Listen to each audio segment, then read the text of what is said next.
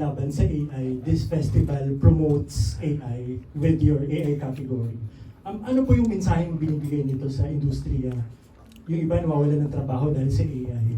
Your thoughts on that po, sa inyong dalawa?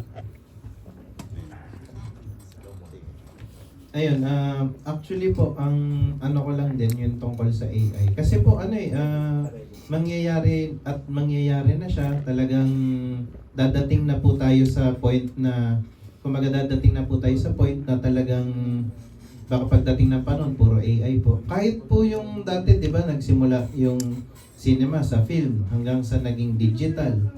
Tapos, yung mga phone dati, ay hindi makakuha ng magagandang mga video. Pero ngayon, okay na rin. Lumalaban na rin po yung mga phone.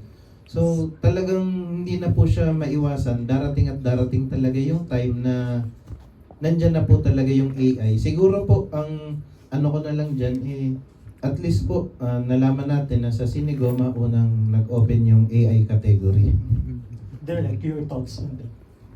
Yun. I like any filmmaker, it's scary, di ba? Yan ang discussion dyan eh.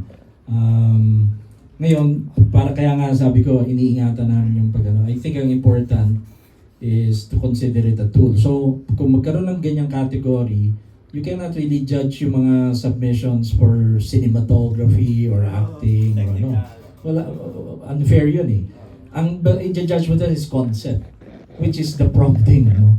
And then, may skill din naman yon sa pag-prompt in a sense. But it's really the concept. So, yun lang ang, yun I think, ano natin dun eh.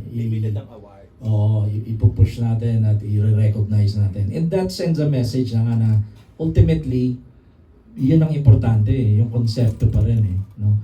And thinking forward na, no? Kasi yan yung discussion. Yan ang pinag-uusapan namin mga filmmakers sa AI na yes, mag-take over yan, mawawala ng certain jobs and ano, but I think ang far future niyan, ultimately, people will start going against it again eh. Kasi we will start wanting authenticity, soul, dapat mararamdaman natin eh. Darating tayo sa point na kahit gaano kaganda yung AI, alam natin na AI yung pinapanood natin. I know discussion ngayon yung, wow, confusing na, hindi na natin alam kung alin ang AI.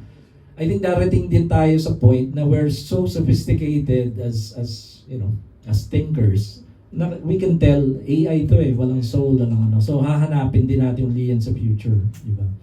So kaya nga I think ang focus pag naggawa ka ng AI category is to make sure na ang message na sinasend mo, it's really the idea and the concept na may tao behind that, no? Na siya yung nag-isip at yun ang nire-recognize natin. Last na po.